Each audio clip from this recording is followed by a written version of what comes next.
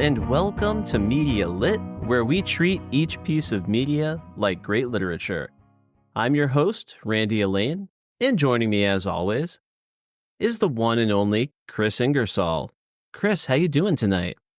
So good, Randy. I am filled with an anticipation that I haven't felt for some years. Tomorrow's the first day of school. Wow. I have always loved going back to school. You're a teacher. You get it, man. I love this time of year. I love the sense of changing seasons, the coming fall.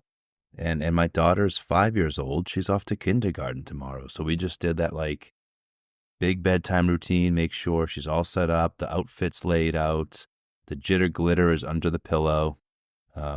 I'm feeling really excited for her. Certainly like trepidatious too, but really excited for her. So I'm great. And we're talking about a movie tonight that I'm both like really stoked and really intimidated to touch upon with a guest who I have no mixed feelings about, but we'll get to that. How are you? Oh, I'm doing really well, Chris. My youngest actually just started kindergarten last week.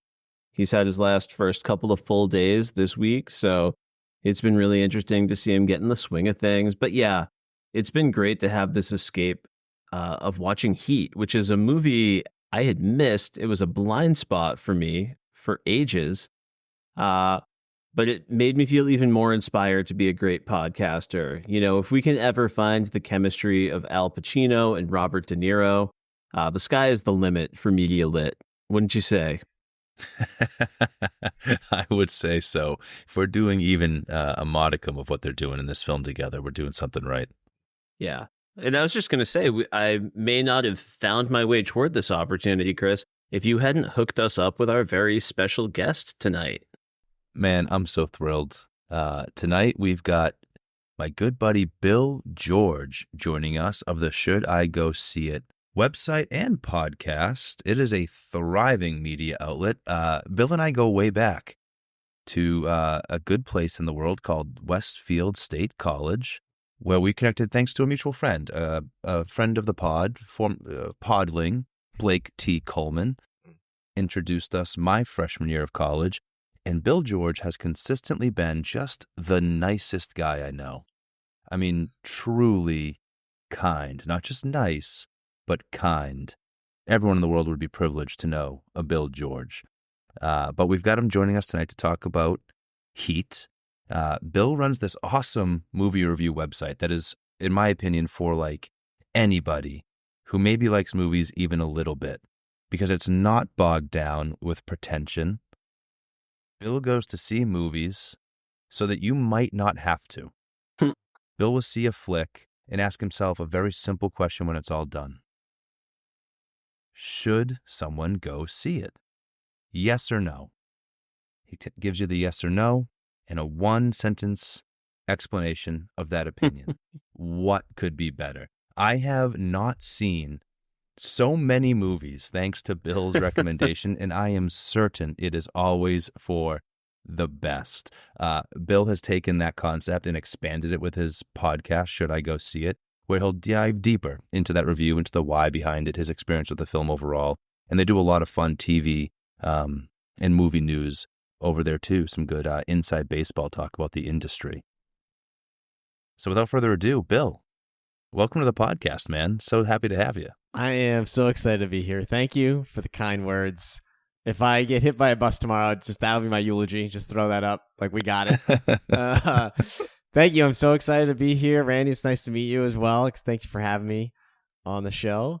And yeah, I'm really I'm amped to go into it and talk about Heat and geek out. I feel like as like a 90s kid growing up, you were like trying to be cool.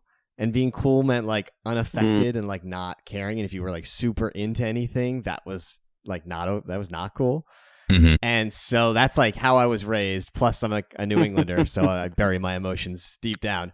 So to be on a show like this, where it's like I have permission to like geek out over something, I am really excited. Permission granted. Absolutely, full throttle emotions on this one, man. Yeah, I had wanted to ask you, when did you get the idea for Should I Go See It? Have you always been a movie guy? Like, I don't remember you being Bill a movie guy when I first met you. Oh, yeah, no, I always have been. Growing up, would go to the movies all the time. And it was funny. My mom was also really into movies, and she would often dismiss me from school on like certain Fridays, and we would go see certain movies opening day together. So like that was always a great memory. So I've always done that, and I've always had some sort of review outlet, whether that was in the school paper or whatever it was, or my own site. I've had different like variations of sites. And then I finally came up with Should I Go See It in 2011. And part of that was whenever I would go to one of these movies, I would come back to school the next day and I would say, oh, I saw Gladiator or whatever it is. And the question I always would get back was, oh, should I go see it? Like that is the question that people want to know whenever I say I saw X movie. And so people don't always want to read a full multi-paragraph review of film analysis. They just want to know if they should see it or not. And so that was the genesis of Should I Go See It, is just making short, simplified reviews for everybody without the art house element to it.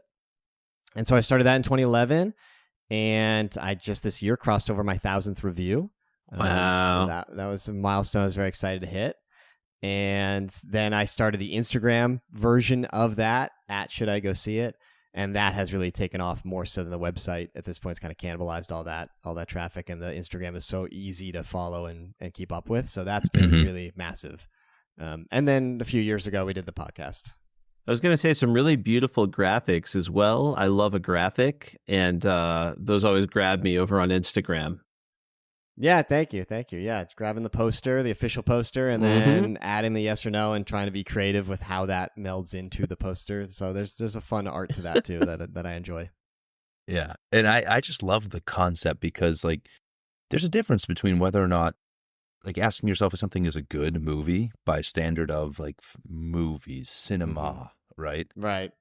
Should I go see it? Will I have a good time watching this? Is a different question. So I like the purity of your review kind of right out of the cinema. A meaty impression. Did I just enjoy that? And might you? There's a lot of movies that I like less the more I think about them, but I have a great time with them in the movie theater. Sure. And I might recommend somebody else go and, yeah, you should see that movie. It's a great time. It's not a good film. It's a great time at the movie theater. Those are two different things sometimes. Yeah, there's definitely some nuance to it at times, and it's tricky when you get into art house movies that I like as a cinephile. But like, if I gave that as a blanket recommendation and the average person saw it, what would they think? So like, I do walk that line sometimes. But yeah, it's just it's a fun way to do it. I think it's an accessible way to do it. So no, so it's truly an art, Bill, because I had to learn that lesson the hard way back in college, when I tried to make every single person I knew watch Barton Fink, which remains one of my favorite movies, but it's not exactly the film to just tell every person you know that they should go see it. A bit much going on there. Yeah, you gotta filter it sometimes. You gotta filter it a little bit. Yeah. But I do, just before we get into Heat, I do just want to shout out the fact that not only can Bill protect you from movies, but he can bring you toward a film. Just before we started the pod, I was thanking Bill for the encouragement I got from his site to see Trap this summer, which I had a grand old time with. I thought it was really fun. And then I've been finding in the days and now weeks that have followed that I can't stop thinking about it. Is it a perfect movie? No. But, M. Night Shyamalan keeps bringing us original content. It's something we all say that we want. And, sometimes it works better than others, but I think it's the experience and the vibes that he's bringing you more so than is every plot hole neatly tied up. So I'm really happy I saw that film, and I think folks should go see it. You'll have a good time. But that's not why we're here. We are here for an absolute cinema classic. This is Heat from 1995, directed by Michael Mann. This is a film starring Al Pacino, Robert De Niro, Val Kilmer, and just every single character actor who has ever existed, I think, showed up in this film at one point or another, which was an absolute treat. The fingerprints of this movie, its themes, its vibe, people have been copying for 20 years since. Of course, it pays homage to, some of the crime cinema that predated it as well. But even if you didn't know it, you have seen Heat in the other movies that you have seen out there in the world. And I'm so happy to have finally filled in that little corner of my education. Now, I imagine if you have tuned in for this Heat podcast, we probably have some Heat heads out there, some Michael Mann heads, some people who are down with the whole filmography. You know this film inside and out better than the Media Lit hosts. We also have a few kind, loyal podlings who are willing to travel down the road with us, even if it's maybe a film that they've missed. So I am about to spoil Heat. I'm going to give you a synopsis. These tend to run long, so I was terrified to put together my Heat synopsis because boy, oh boy, does this film have layers. And I think I actually managed to trim it down, and I somehow wrote a shorter synopsis for this than a 22-minute episode of Batman the Animated Series that should be coming out maybe a week after this one. So I tried to trim it down. I'm going to read my synopsis, and Chris and Bill are going to fill in any holes. Maybe there's something I chose not to emphasize that you think belongs in the main synopsis. Maybe I misrepresented something or you want to add an additional layer. You're welcome to do so. And if it ends in you just telling me how great I am, I can live with that as well. So we'll see how it goes. Neil McCauley is an elite thief who navigates the criminal underworld with chilling efficiency. Lieutenant Vincent Hanna is the LAPD's top investigator thanks to his extensive training and sharp edges.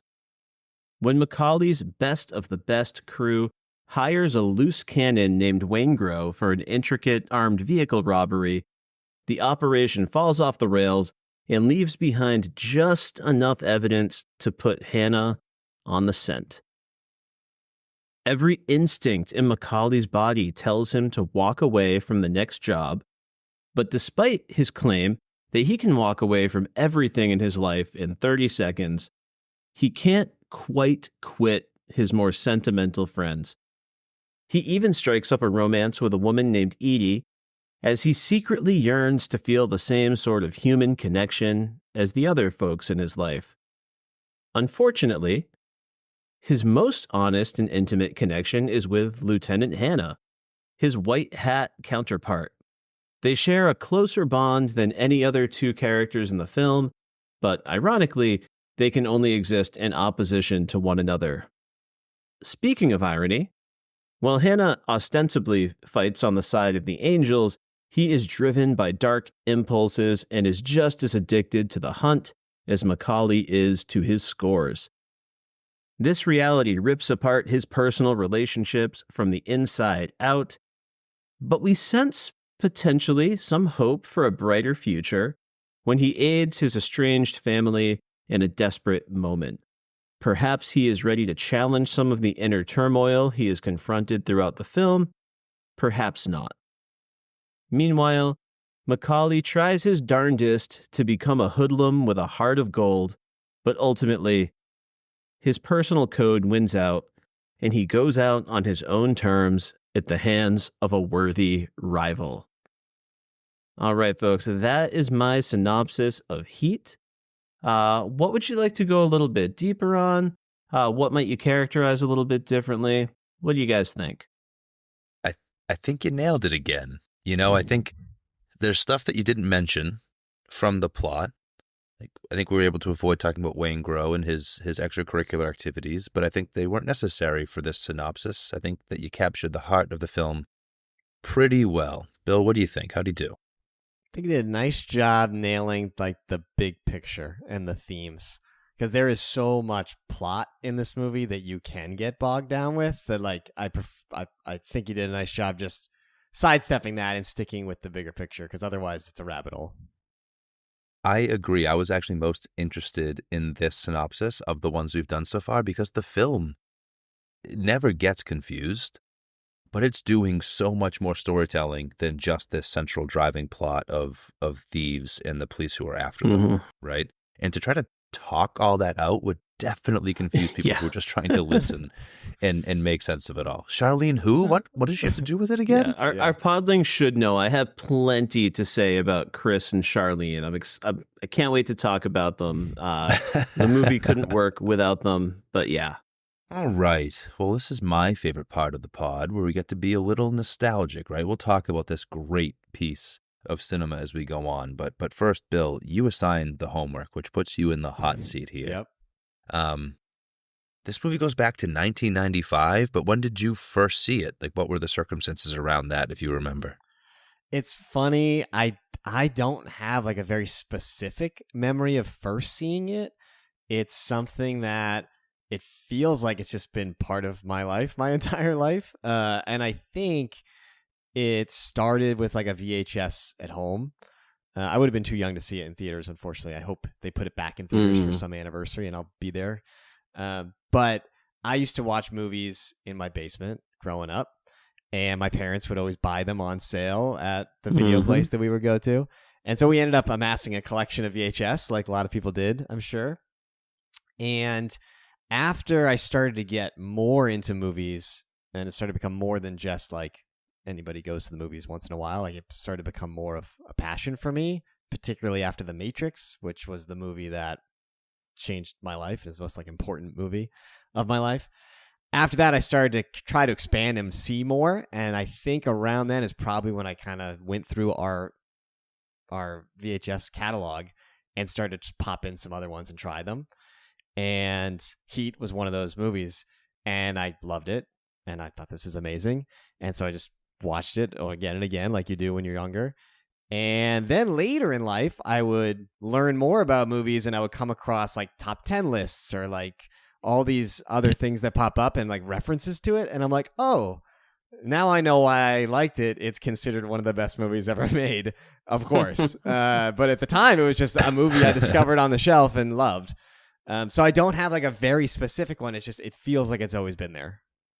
I love the idea that like you had your budding film review style validated by these lists. It's like, oh, that's why I like it, because I have great taste in movies. Exactly. Check that out. Yes, reinforced. I think that's absolutely perfect, right? When you're a little too young to be checking out the films as they hit theaters, it really did come down to what was on that VHS or what was on that DVD. Watching this film now, I can see I saw a lot of the films that were coming out 5 or so years later when I started to hit the age where I was, hitting the movie theater on my own, going out with friends.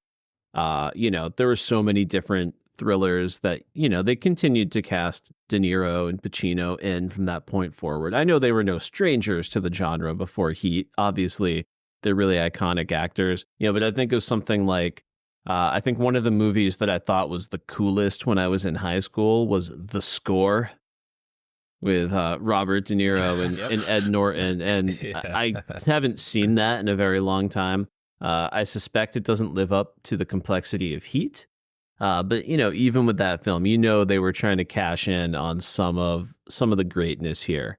Speaking of, everything that's been inspired by this film, Michael Mann is one of those directors that has a pretty intense following. The discography is not, the filmography is not endless, but there's some pretty big hits on there.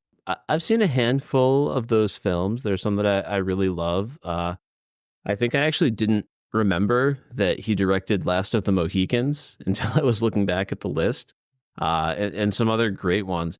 But my question for you is like, are you a big Michael Mann guy in general, or is it really just Heat that brings something special to the table? I would say I'm a Mann fan. He is one of those directors that if his name's on there, I will see it, like regardless of what it is or what it's about. Like his name on the marquee is enough, so I would definitely say I'm a fan. I think Last of the Mohicans is probably the first of his movies I ever saw. But then I remember seeing The Insider in theaters, and I really loved it. I've always loved Collateral. I'm a big Tom Cruise fan, so Great one. Him in as like a villain, so to speak, was awesome. So I always loved Mann for doing that. More recently, I actually watched Manhunter for the first time, which was a Michael Mann movie that was the first iteration on film of Hannibal Lecter, played by Brian Cox, before Anthony Hopkins immortalized the role. So I watched that recently, and I really enjoyed it. So overall, definitely a Michael Mann fan. Obviously, Heat is just like above and beyond. My only real blind spot for Michael Mann is I never got around to seeing Ali. Ooh. I don't know how or why. I just like missed it. So that's a blind spot I got to fill in at some point. But otherwise, yeah, I would say overall, definitely a Michael Mann fan. Yeah, I was surprised by some of the titles I saw in his filmography for one reason or another, whether he directed them or just produced. I was surprised to see Hancock on there, another Will Smith flick. Yeah. But I most was surprised. But the Miami Vice credits, I didn't know that was his show back in the day. Well, he did a remake of the show as a movie as well with Jamie Foxx and Colin Farrell. And that I knew. I remember that joint. That was like relatively modern. Right. But I didn't know that he did that because he had been a writer and director on the show. Yeah. I didn't know that either. Interesting. Well, I'm not a man, but not because I don't like his films, but because I hadn't really done the homework to understand how many of the films I do enjoy come from his talented hands. You mentioned not really being able to remember the first time you saw Heat, but do you have any like impactful memories, any specific ones of watching it or sharing it? Or is there anything else that like brought you to it that this reminds you of, that this resonated with you because of? I as far as recommending it and talking about it and sort of like trying to get people onto it, like I talk about it all the time. I haven't like sat down and watched it with people, but I've tried to force people to watch it. That's for sure. I don't have a specific memory around it so much, but I would say that as far as like how it influenced me in a way, or like formative nature of it, the heists, the bank heist sequence, and like the Matrix lobby shootout, like when I think of like those two scenes, those are two scenes that just I remember watching those and thinking that I had never seen anything like them, and that like I didn't know that movies could do that or be that. And so that I think is why Heat was such a formative movie for me.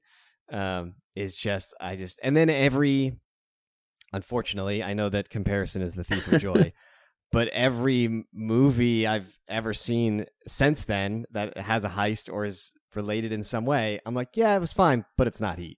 Like that is just like I can't get that out of me. That's like how obsessed I've been with it like ever since.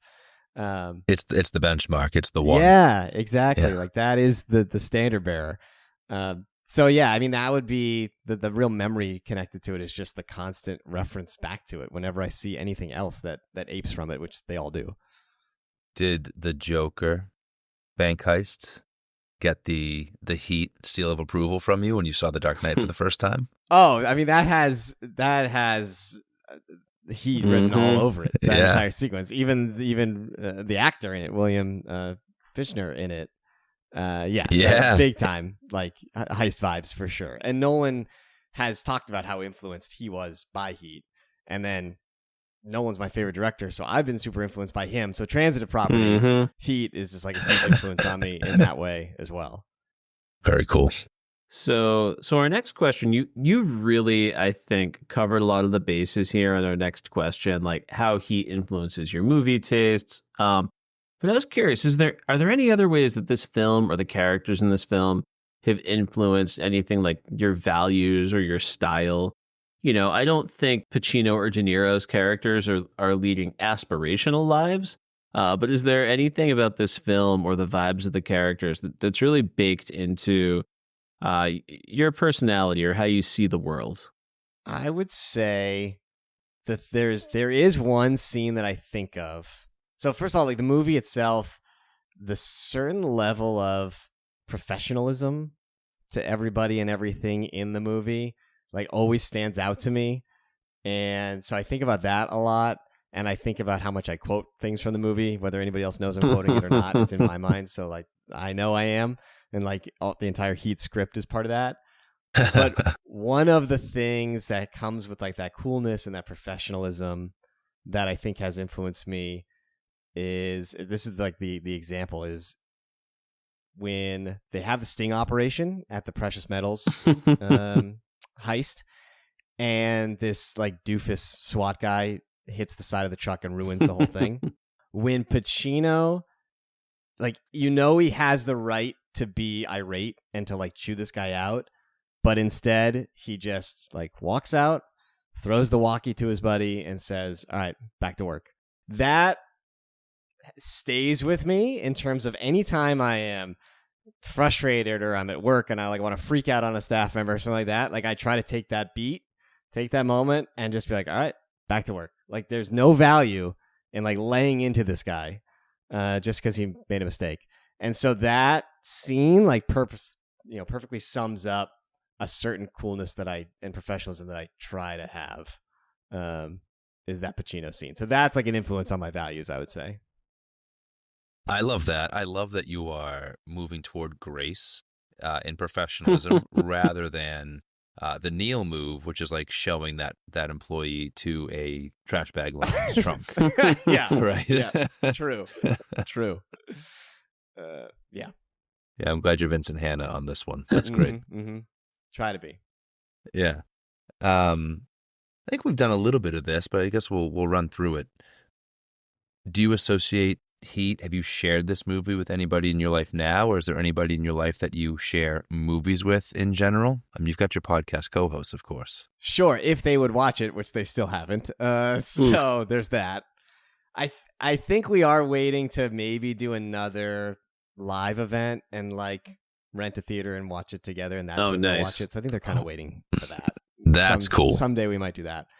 But no, for me, movie watching is a very solo endeavor. I go alone. I prefer to go alone. If it's a comedy or a horror, then like it's nice to be in a crowd of strangers just to like feel the vibe and see if the movie works. But I'm still alone within that crowd. I don't like seeing movies with people I know, because it adds an extra layer of distraction, or I'm now thinking about, I wonder what they're thinking. And so I try not to do that. So I don't really have an association with Heat with anyone in particular, because I've never actually sat down and watched it with anyone. So the main association I have with it now with other people is just the constant running joke on our podcast where I'll reference it because I reference it all the time. And I refer to it always as Michael Mann's seminal classic Heat.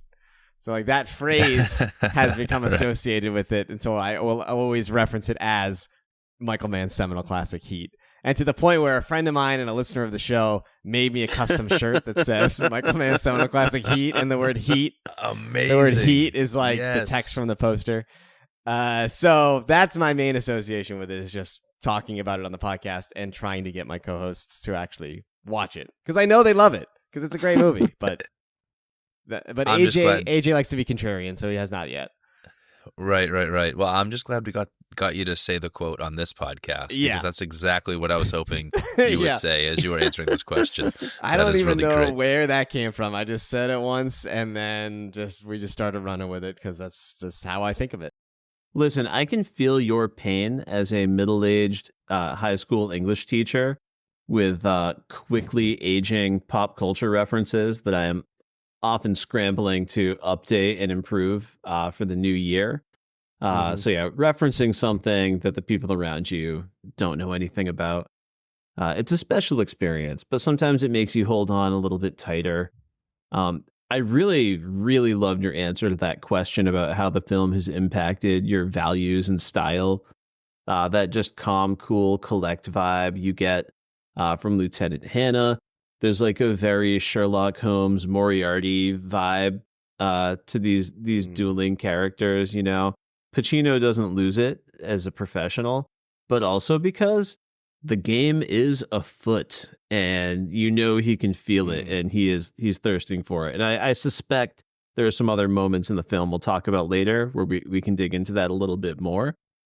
But I'm going to ask you sometimes the toughest question on Media Lit. And that is, you love Heat. You love this piece of media. It's a modern cinema classic. No one's really denying that. But does this film have any flaws? So it's tough. Like, on the face of it, I want to call it a perfect movie. And I think you could say that for sure. Are there like a couple nitpicks I could work on? Yeah, maybe. So like one very minor, but still one technical one is there's a shot of Neil and Edie like overlooking LA, and it's just horrendous green screen cop shot that's just like not good. But be that as it may, that's a small one. And then script wise, I do feel like Edie was always a bit underwritten. I feel like her character is like a little bit of an afterthought, like once you get to the back half of the movie, particularly when she finds out Neil's real nature. Like, she finds out he's a bank robber and he shot a bunch of cops, and she freaks out like you would expect, and she feels like captive by him. But then like there's like a nice moment between them, and now she's back on, ready to start a new life with him. And I'm like, I don't know, like that seemed a little fast for me, especially with the rest of the movie being so well tuned to human behavior. That always felt a little weird. And then there's one other one that like does bother me, and it's minor, but it still bothers me. I don't know why I bump on it so much, and I don't know if you guys did or not. But when they're doing the armored car heist, they get a big piece of evidence from like the homeless guy across the street with the TV console man, because he hears Michael call somebody slick. Mm-hmm. And so that gets them on the track to eventually, like, you know, then later Hannah talks to the informant who uses the word slick, and he puts it together and they get the name and all that stuff.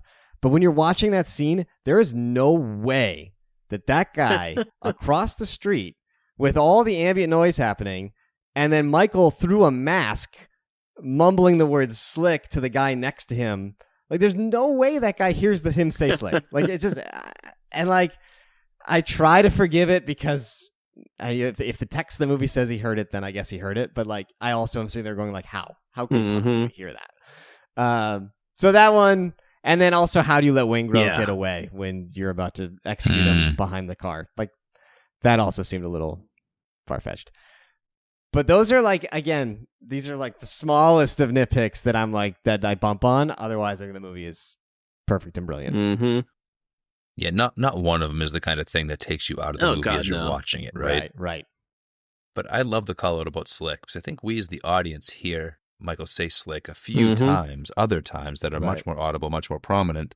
But you're right, the only time he utters it outside is that one time. Yeah, and I rewatched it to get ready for this, even though I basically have it memorized. I was like, I'll watch it again still.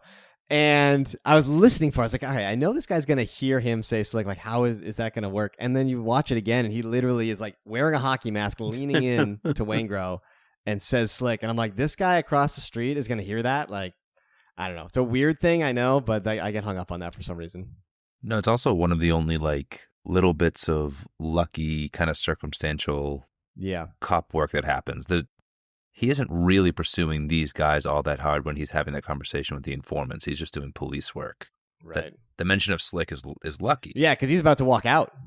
Yeah. Yeah. It's just lucky. Yeah. And there isn't a lot of the film that depends on that kind of like, oh, good thing that happened, so now the plot can move forward. Yeah, not to linger on the nitpicky stuff, but that comment about Edie maybe being underwritten, I think I agree with that, because, you know, it was very much like, I'm just a lonely girl from Appalachia, and for I think the first third of the movie, I was waiting for her to like have an ulterior motive, a secret identity, to be like playing Neil in some way that never came to fruition. I was like, okay, she just is who she says she is. Just Scots-Irish from Appalachia. It's a problem I have watching movies. I always seem to think characters are lying to me for some reason. I don't know what it is. I guess I have trust issues.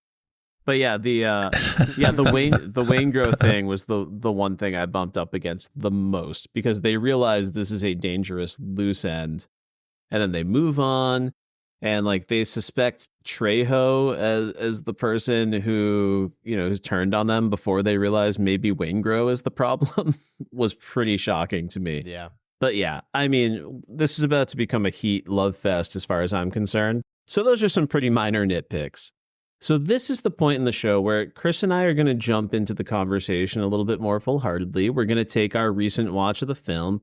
We're going to pair it with Bill's longtime, know-how and understanding of the film. And one of the first things I did after watching the film and prepping this outline is I was just like, oh man, like who got the Oscar? Was it Pacino?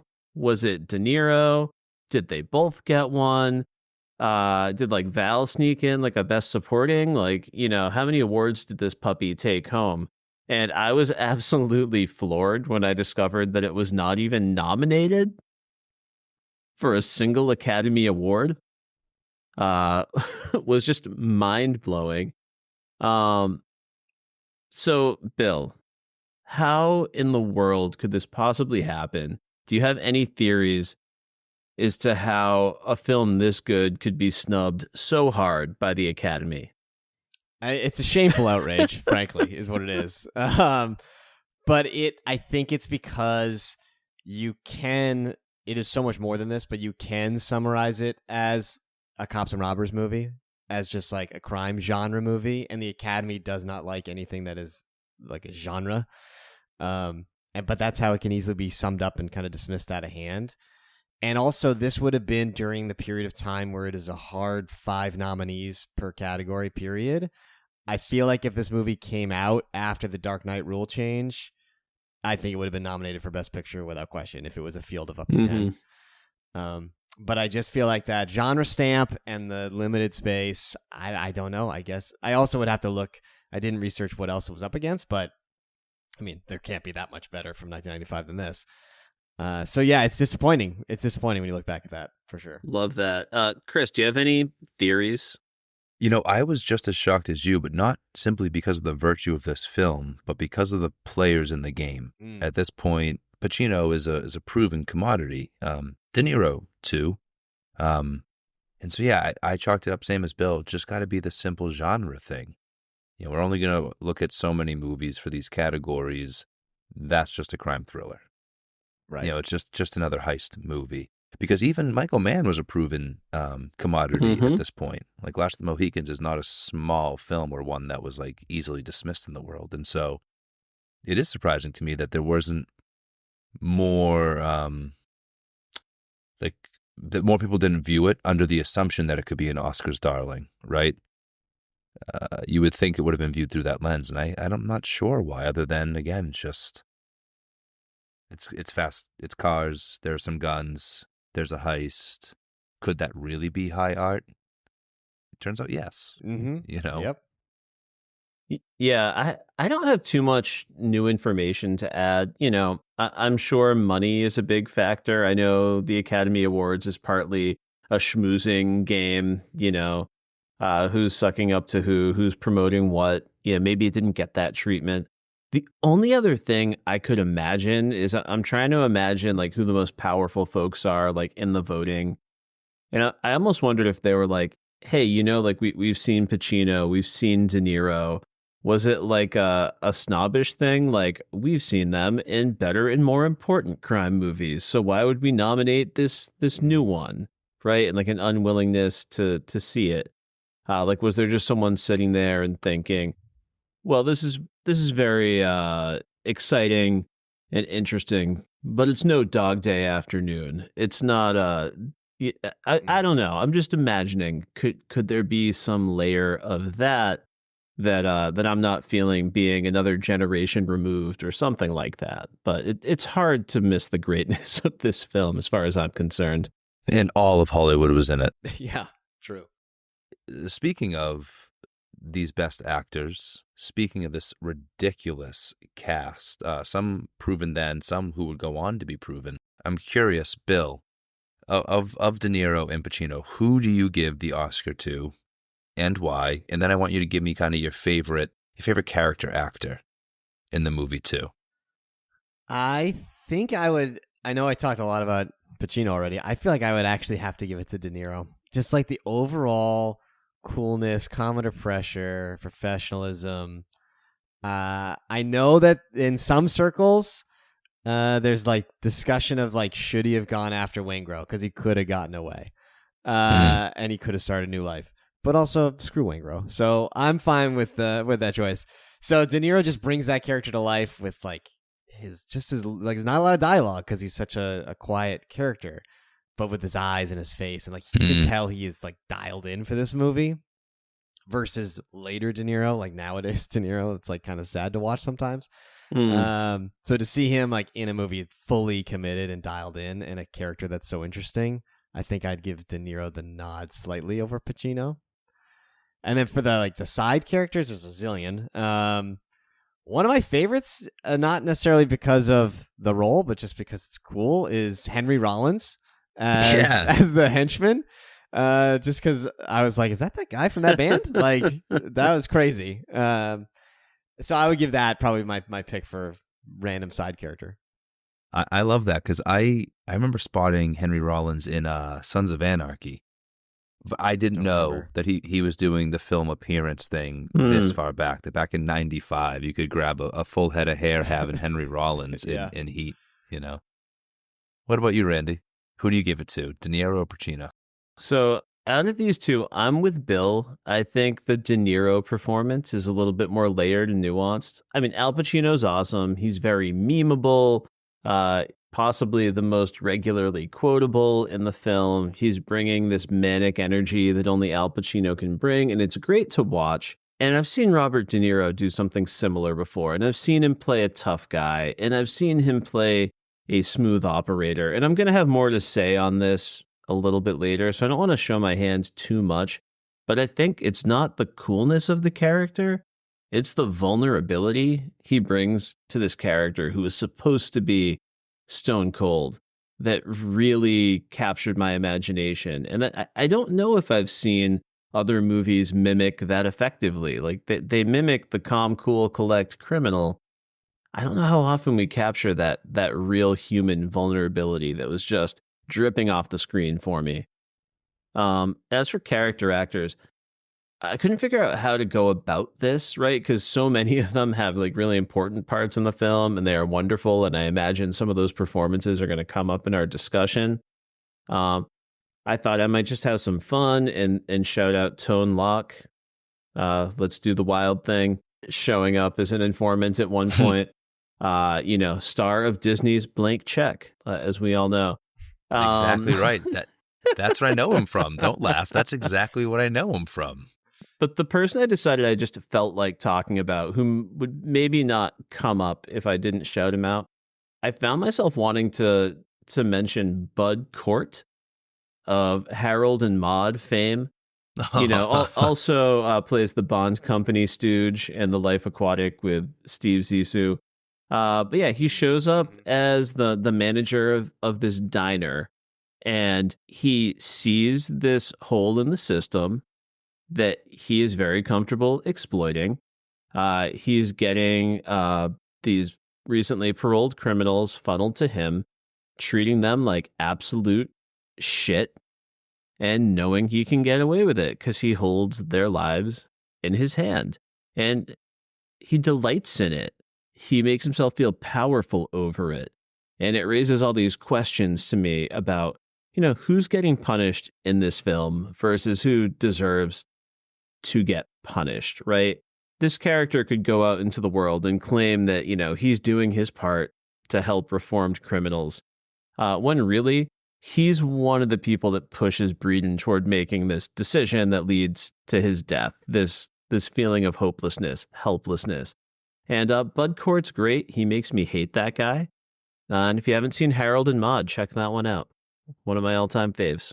While we're on that diner piece, to go back to a point that Chris made, the fact that the movie doesn't feel like there's any like random coincidences or forced things. If you and some people question like, why is this movie so long? If you don't take the time to explain that character working the grill, if they didn't have that plot and instead they need a wheelman and all of a sudden De Niro turns and the guy who happens to be working at that grill is an old buddy, it would feel so like, well, what? Like that feels so forced and so convenient.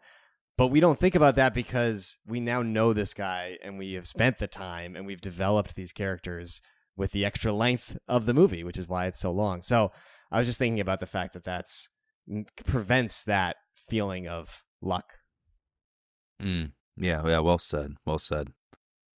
I don't want to give the same answer as you guys regarding the best actor nod. I was going to give it to De Niro for some of the same reasons you guys highlighted. He is so quiet, cool, right? There's a physicality to his performance that's so impressive.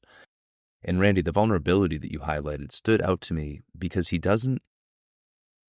really masters this thing, which I think you'll see on display later in Analyze This. Remember his turn with Billy Crystal, where he's like he's getting shrunk. He does this thing where he's able to express things that are vulnerable in like a way that you can see it almost gives him like a physical discomfort. When he mentions Fiji to Edie, and she's like, "You've been there," and he confesses like, no, that he'll go someday. And it's like this thing he kind of like throws away because like his body doesn't like having this vulnerability. There's a thing that he hopes for. There's a place he thinks he might go one day that's so contrary to the cool, cut it all away in 30 seconds character that he's developed for himself. There's something in his performance that is physical that's so impressive when he delivers that vulnerability. But man, nobody delivers a line of dialogue like Al Pacino. And in this movie, he is the most Al Pacino he's ever been without being a cartoon character, right? Actors eventually, especially the greats, unfortunately, can like become caricatures of themselves. Christopher Walken is a great example of somebody who's now he's always doing a Christopher Walken impression. And Al Pacino, I think as soon as maybe, oh my gosh, people are going to crucify me for this, so I can't think of the name of the football movie with Jamie Foxx. Any Given Sunday. Any given, it was going to come to me. By the time he's in that, he's already kind of exaggerating the Al Pacino thing. It's like on the tipping point of becoming caricature of the explosive guy. He delivers some lines in this that I have no idea what's wrong with this dude. Like he is such a zany kind of character that he takes the time to express things this way, which leads me really well to my favorite character actor in the movie is Hank Azaria. Some might say of The Simpsons. I will say Hank Azaria of the film Mystery Alaska. If you've not seen hockey classic Mystery Alaska, you must. The scene with Hank Azaria where Hank questions why he ever got involved with this woman and Al Pacino tells him it's because he's got his head so far up her ass. That line delivery is unbelievable. It's an all-timer for sure. And what must that character of Hank Azaria, Alan something, what must he be thinking about this cop at that point? You know, this absurd detective. So yeah, I would give Pacino the Oscar for being able to go there in a way that feels so real, so authentic, and not cartoonish. There's lots of behind the scenes chatter about whether Vincent Hanna's on cocaine, like whether that character is actually on cocaine part of the time. And I don't think that they've ever like confirmed it, but I think Al Pacino has said that in an interview, or that was like part of it. And that line where he talks about Charlize Theron's ass, what came after like a bunch of other takes. And so, but that was the first time he did it like that. So Hank Azaria's reaction is that reaction. So there's a lot of funny behind the scenes things about Pacino and Azaria. I've been so pumped for this episode. I already started trying to promote it on social media a little bit and trying to find a GIF to use to promote this movie. It's just Al Pacino delivering that line. It's almost impossible to find a different GIF from the movie. I mean, there are a few, but they're really tough to come by because it's so iconic and memorable. That's iconic and memorable. But my next question is the most Randy, host of Media Lit, question I could possibly come up with. I love a motif. My students know I'm an English teacher, and I love to linger on those tiny details that most people would not care about. But listen, this movie has a very specific title, Heat. It's the kind of title that I love that is multi-layered. You know, most directly, it's based around that really great line of dialogue. You want to make moves on the street, have no attachments. Allow nothing to be in your life that you cannot walk out on in 30 seconds flat if you spot the heat around the corner. And of course, we got a lot of tension, which we often associate with heat rising. Now, if they had done something really on the nose, say, set this film during a heat wave, or if the color palette had been a lot warmer, no one would begrudge the movie having done that. But I love the fact that they weren't so obvious. However, the English teacher brain in me could not stop looking for a few of the tiny little ways that they did nod to the motif of heat in a broader sense. I have no idea if either of you guys were nearly as tickled or amused by this exercise as I was, but I did challenge you to each give me one of your favorite moments in the film that just subtly nods to actual heat. Bill, I don't mean to pick on you by going first, but I thought our guest deserved the first shot at this one. So what'd you come up with? I'm going to go literal on this, and I think it was the use of the heat-sensing cameras during the Precious Metals score. Beautiful. Because when they are watching De Niro and he comes out of the score and just like stands in the corner, and then Hannah's in the truck, and then the heat camera turns on, and just De Niro's features start to just like fade up as the heat map comes on, and they're kind of looking at each other through that heat-sensing camera. That to me was like I was thinking about this question, like that's what jumped out at me. Is like, no, they're actually like using a heat sensing camera, so to see him in the dark, so that is heat.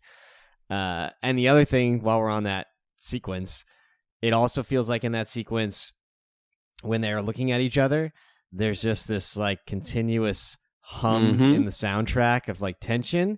And it reminded me a lot of the string theme for the Joker in The Dark Knight, which I think is, again, Nolan, like being influenced by this movie, which he has talked about how much he was. But them staring at each other is just that constant noise during that scene. But yeah, the heat sensing cameras was the thing I would go for. I knew we were lucky to have you as a guest on this podcast, but the way you just stepped up to the plate and hit a home run with that weird question for me just really made my night. So thank you. Chris, yes. Chris, for you, what was your favorite reference to literal heat in this movie? Yeah, it makes me feel better for my lackluster effort on this. But for me, I also went super literal, and it does come back to that point where Neil's looking for a wheelman. He's in a pinch, and we're back in the kitchen, and the griddle is sizzling, and there's steam, and our boy's got to make the decision, right? Does he stay here? It sucks. And it's sweaty and it's hot back there, but it's safe, or is he going to go back into the life and expose himself to that heat all over again? And so in that moment, I thought it was potent that we were in a kitchen. You can hear the griddle sizzling. You can see that the stuff is being cooked. And even after he takes off, I think dipshit there looks at the burning food now that isn't being manned by anybody. So that was the one that grabbed me. Yeah, I think you both nailed it. I'm just gonna do 3. I would call it a smuggle, but I'm just gonna do 3. I was always gonna do 3. Just 3. So I've got to say, kind of a simple one. Like, even though it's nighttime, it's a cool color palette. When we've got that final chase at the airport, there's some moments where you can just kind of see like the heat waves hovering over the horizon in a way that really stood out to me. One that made me laugh was during one of Hannah's several domestic disputes at home over this family relationship. He's not home for dinner, and he says, "I'm sorry if the chicken got overcooked," and he like holds up a little drumstick or something. I got a little laugh out of that. But my absolute favorite one, which was wild, is after Neil and Edie spend the night together, he delivers a glass of water to the bedside table. And I don't know how to describe this glass of water other than he is like wrapped it up in some formal wear. It's like wrapped up like very tightly and neatly in a napkin, which I can only assume is to ward off condensation spilling off of the glass. But I've never seen a glass wrapped up in quite that way. And I think it was out of concern for the heat and certainly speaks to Neil's character. Dude, I'm so glad you mentioned that. I didn't know it was going to get mentioned here, but I noticed that too. And I was like, does he not have a coaster? I guess he doesn't have any furniture. And so he's like wrapping the glass in this paper towel. in order to protect, I assume the same thing, condensation. You don't want little rings on whatever table it's being put on. But I did wonder if where did he learn to fold the napkin that way? Yeah. So now we get to really get into some fun, right? This is where we're going to go maybe a little more rapid fire. We'll hear from everybody. We're going to run through some favorites. Mm-hmm. I won't put you on the spot this time, Bill, since Randy called it out last time. Randy, coming right back to you. What is your favorite scene in the film? Don't steal Bill's answer. Please. I'm pretty sure I'm not stealing Bill's answer because there's one answer that is probably the correct answer, which I'm not going to go with that one. I'm just leaving that on the table for someone else. There are a lot of other scenes I had fun with, but I was speaking to this vulnerability in Neil's character that really spoke to me. And even though I do fully agree that the Edie character was underwritten, and while there may be some technical issues with the scene, I actually love the balcony scene between Neil and Edie. And I think the reason why I loved it so much is that it's the moment that I started to realize that there was something more to Heat than just being this cool action movie. Because when the encounter starts, you're like, oh yeah, the suave expert killer is gonna, seduce the lady, whatever. We're gonna see him be all cool, calm, and collect. But he's confused. I've got so many bullet points here. I'm choosing to ignore them so I can try to make sure I focus on what's right. But he's really going through something in this movie. His best buddy, Chris, is in this unhealthy marriage to Charlene. From my perspective, it was pretty easy for me to blame Chris, but Neil knows this relationship means something to his buddy. He can't believe he would keep going back to this attachment, even though it could only spell trouble. We see him confront Charlene at one point. It's cruel and it's childish. But I really felt like he was this guy who was trying to figure out if maybe all these emotions and human connections maybe are worth something. Maybe there is more to life than a score. And you realize throughout that scene that he's not really trying to play Edie. He's really bearing his heart and soul to her. And I don't know how to articulate what happens, but when they share the kiss, there's this look on Robert De Niro's face as Neil, where I genuinely believe he is falling in love. This isn't just some hookup. He feels some sort of connection. He's anticipating this on some pure emotional level that's almost embarrassing. It would be one of those moments if you could screenshot it, you could see that vulnerability on his face, and it's not cool, but it's real and it's human. And I was like, what is going on here? So yeah, that's going to be my scene because it really changed my perspective on the film moving forward. I love that. I don't think that'll be the last time we talk about that scene tonight. We'll save that for later. Bill, what was your favorite scene in the film? Yeah, I mean, it has to be the scene. The diner scene. The diner scene's incredible. And it's in film history, it's significant because De Niro and Pacino were in The Godfather Part 2 together, but they weren't actually together because they're in separate timelines. So Heat, however many 20 plus years later, is the first time that they actually shared a scene together. And so for a long period of time in sort of film history, it was referred to as just the scene because it was the two of the best actors of their generation sharing a scene together. And it was the only time they shared a scene together for many years. And so the lore of it kind of grew. And so it's always been the scene. And then of course, I think it was called Righteous Kill. I forget what year, maybe 03, 07, something like that. They finally did a movie together, and it was some bad detective movie where they worked together, and it kind of unfortunately ruined the lore of being the one scene where these two titans of the industry ever worked together. So it's a shame that it kind of got expunged, but still, it's the scene. It basically sums up why I love this movie to begin with, in that it's a cops and robbers movie, but it shows these characters as actual people. And so many movies, especially detective movies, you can't picture any of the characters going out and buying groceries or living their life or any of those things, versus like it feels like once they only exist to be on the screen for you during that movie.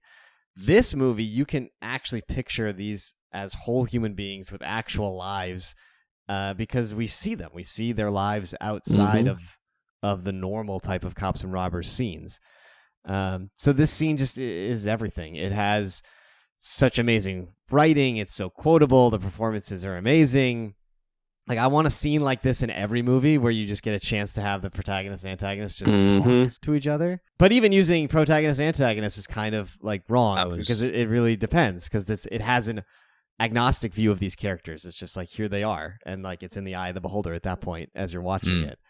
And it's just that level of ambiguity and detail and human nature that I just love it so much. It's the best. And I know that restaurant, I think, has closed down since then, but there was a time where people would go to that specific place and want that specific table so that they could sit at the diner scene table, which I would have loved to do, but I believe it's been changed again since then.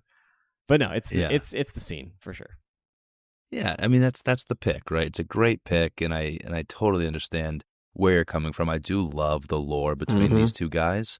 I actually was listening to some other coverage of the film in preparation, and I heard a story about, I guess there was, like, for maybe 10 years or so, folks speculated that perhaps they weren't even in that room together. Because before you could see it on widescreen, you only ever saw it on like if you saw it at home, if you didn't see it in the cinema, you never see both on screen at the same time. There's never a shot wide enough to show both bodies, so it's always only one of them. And so it wasn't until like widescreen became more readily available that I was like, oh, okay, there's the both. They really were sitting across the table from each other. Right. Yeah. Yeah, I mean, the idea that it's almost like a meet cute with these guys, I like that word you use, agnostic. Because we feel so agnostic about them that we can have this moment. And it's not overly charged. We're not waiting for it to break. It just is. It's just like these two guys kind of game recognizes game. There's not even a begrudging respect. There's almost like a very open, it's not subtext, it's text, respect between them as they talk about what they do, why they do it, and kind of the values that drive them. Great scene. What's yours, Chris? No, I think for me it's before. I like when we're beginning to see that the game is afoot. Right? I think, Randy, you used that reference earlier, the Sherlock Holmes, and that's very much how it feels when it's that LAPD surveillance scene where Hannah realizes that, what does he say? I got an idea what they're looking at. You want to know what they're looking at? Yep. I mean, is this guy something? He's already marveling. He's into this thing. He's already kind of admiring his opponent. The game is afoot. It's so exciting at that point. The film has already had plenty of momentum. It doesn't need that, but definitely the idea of what's happening between these two guys becomes really exciting in that moment. Camera pans out. You get this beautiful wide shot of the detectives down there below, and you see Neil McCauley. He kind of smirks to himself. He's like, I fucking got you. And I got you. And I kind of like that. I can tell that you know that I got you and you're into it. They both have this sense that the game is afoot, and they're both excited by the challenge that lies ahead. Maybe two guys who aren't challenged very often in their lives. Us, the LAPD, Police Department. It's such a great line delivery. We just got made. I wonder how much of that is written that way in the script, and how much of that was Pacino performing that character and living in that moment as Vincent Hanna. On coke, apparently. Allegedly. Yeah. I love that scene also, the cat and mouse of that, and now them knowing that they know that we know, like, so good. Yeah, that was on my list, fun. and I love the way you framed it, because one of my favorite movies is Kill Bill. And there's this great moment at the end of the first Kill Bill where the bride is sending her message along to Bill, and she's like, I want you to tell Bill I'm coming after him. I want him to know. I want him to know that I want him to know. Right? It's got that vibe, and I love that. I've always loved that. Can I throw out one other scene? That's what makes you a podling, Bill. You've now smuggled. Yeah. My other favorite scene is the Pacino and his crew breaking down the armored car heist. Because it's so, again, going back to like professionalism, efficiency, it shows in shorthand like how strong a team this is. Like Pacino's just pointing stuff out. He literally points to the truck, and the guy says, "Stolen out of Fresno too." Like he knows the question that's coming. He's got the answer ready. Like they got it dialed in as a squad. Pacino starts like delegating assignments and follow up to everybody. Like I just love that whole sequence, walking around the truck, pointing things out. I just love seeing them work. I was going to say, I'm glad you mentioned that, because when I was watching this, I was picturing some of our like former classmates from Westfield State from the criminal justice program, like just salivating watching that scene, just thinking like, oh, look at them do the work. Yep. They're so good. It's so good. Yep. Yeah. And, shout out to Wild Bill himself, to Detective Stottlemyre from Monk, another character actor that we could have shouted out in the past. One of the best broom mustaches you'll ever see. True. On screen. Yeah. All right, folks. We broke down some of our favorite scenes, but I want to zoom in a little bit smaller. I want to talk about this great script that we've been just sharing our admiration for ever since we started this pod. I'm going to go to you first on this one, Chris. I want to know, what is your favorite quote from this film? I don't know. I really like the tough guy stuff from De Niro. I'm a big fan of Goodfellas. He did Casino right around the same time. And so that phone call to Van Zandt. Shout out William Fichtner. I think we've celebrated his character acting on this podcast before, going back to the Equilibrium. Yeah. Yep. But I love that line. I guess it's 2 lines, right? I don't understand. Because there's a dead man on the other end of this fucking line. That's just, it's straightforward. It's not clever. Yeah. And it's almost the kind of thing that like you might laugh at if it's not De Niro. Right. And he's not so dead serious when he says it.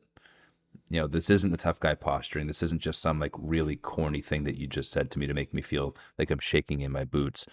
No. Like you really meant that. And I am actually shaking in my boots. I think it's helped by the reaction on Fichtner's face on the other end of the line, but the delivery from De Niro is just brilliant. This film is chock full of great writing, but that pure gangster, just like I'm harder than you, is really good. I also love that because Van Zandt is such like an almost red herring of a character. Because, like, when you first meet him and he's like, oh, they think they can steal from me. I was like, ooh, it's on. Like, let's see this tete-a-tete. But then he gets confronted and just crumbles. Yeah, ends up hiding out. Yeah. He tries to hire the hit, right? Like he thinks he's tough, and then he hears Neil McCauley say this, and he realizes he's in way over his head. Oh, man. Great pick. Bill, we could go all night on just this one question, but what's one of your favorite quotes from Heat? Yeah, I mean, I have a list of possibles, and I'm talking to an empty telephone was one of them. I think, honestly, funnily enough, the one that I use the most in like real life, because again, I quote this movie all the time, is barbecues and ball games. When De Niro says like, when he says regular type life, like your life, or he says you would never want a regular type life. He says regular type life. What the fuck is that? Like barbecues and ball games. I use that phrase all the time. If I'm talking to someone about like their holiday plans or like, what are you doing this weekend? I'm like, barbecues and ball games. Like that's like my question to somebody. If it's like, what are you doing for Labor Day? Barbecues and ball games. Like nice. I use that line. Another one I'll just throw out. I love Tom Sizemore's line. Shout out Tom Sizemore when he says, "For me, the action is the juice." Oh yeah, that's just such a great line too. That every once in a while I'll bust out and no one will know what I'm talking about. So good, and he again delivered so convincingly. Yep. So yeah, those would probably be. I mean, I got a list of others, but those would be my top picks. You both picked a couple of my favorites, but I'm gonna shout out some of the ladies of Heat. I'm first gonna go with Ashley Judd as Charlene. This first argument with Chris, played by Val Kilmer. where she's losing it. And she says, there's no point talking to you because all you are is a child growing older. Mm. And I thought it was kind of a fun, funny line in the moment. And I can keep this one short because I've waxed poetic about Neil's character and the vulnerability. But the whole film, I was like, this applies to all of these people. It applies to Hannah. It applies to Neil. He really is a child in terms of his emotional intelligence, right? Like he's this expert criminal. And I loved how I could almost apply that to everyone. Like even the barbecues and ball games, it's like a really fun, funny, badass thing to say. But he really doesn't know what a normal life is. Like he really doesn't. He's like, maybe it's this thing I think I'm going to have with Edie. And I love that he can be both badass and also be thinking, I have no idea what the hell a normal life is. Maybe I do want it. I guess not. The call of the score and my personal code is always going to be stronger, but I'm going to go with that. And then I just have to smuggle in for laughs. The most fun part of this movie for me was probably the whole scene with Ralph. Hannah shows up and the man Ralph is still hanging around the apartment watching his fucking television. And they're just carrying on this conversation in front of Ralph. But when Justine says, and now I have to demean myself with Ralph just to get closure with you, as if he's not even there. It's just it's a rough one for Ralph, but great delivery. Brutal for Ralph, and I'm glad you mentioned it because that was my second option if I didn't go first and somebody took the empty telephone line. I was going to walk us through that whole little monologue from Vincent Hanna because it's the only time he actually loses control. Yeah, he's like animated at other times, but he's always in control. That's the only time he like really kind of goes off the handle a little bit. But I love the quote because I'm angry. I'm very angry, Ralph. You know, you can ball my wife if she wants you to. What a lovely little qualifying phrase at the end of the sentence there. If she wants you to. Sure. Right? He isn't just, it's not just blanket permission. She's a part of this conversation. Right? So yeah, that whole quote culminating in, but you do not get to watch my fucking television set is brilliant. But I feel like for Ralph, I believe it's the same actor as plays the jerk stepfather in Terminator 2. So I don't mind seeing him demeaned in that way. Great pull. Absolutely great pull. Oh, the T-1000 still gives me shivers. All right, so we've done scene. We've done quote. It's time to get even more granular. Michael Mann is a master. Bill, what's your favorite shot in this film? This is actually kind of tough for me because I don't think in terms of direction and camera work, it's like a particularly flashy movie. Like I think it's just very, like we've been talking about, professional, efficient. Like it goes on theme, on brand for the movie. So I'll give two quick ones. One that I know there's a lot of love for in the film community is during the shootout in the street. Val Kilmer's taking cover behind a car. He like pops up and the camera pops up with him, empties his clip, drops back down, camera drops down with him. He does a full like active reload and then he's like back up. And I just know it's all in one take. And I know that gets a lot of credit with people because the reload is perfect and accurate and like clearly well trained, well executed. The movie, it doesn't feel like a movie reload, like because it isn't. It's legit. So I know a lot of people love that, and so that shot always stands out to me every time.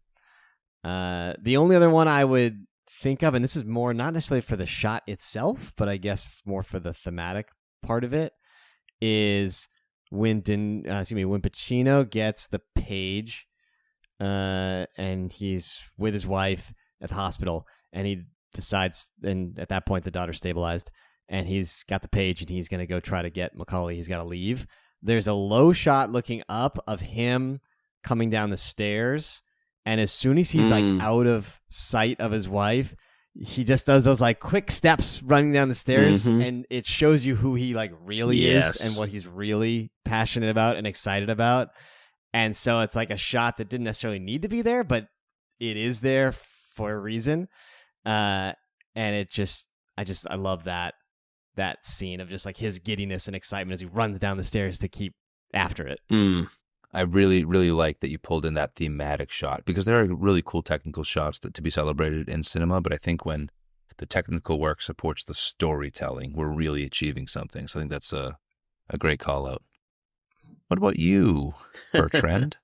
Yeah, so many phenomenal picks here.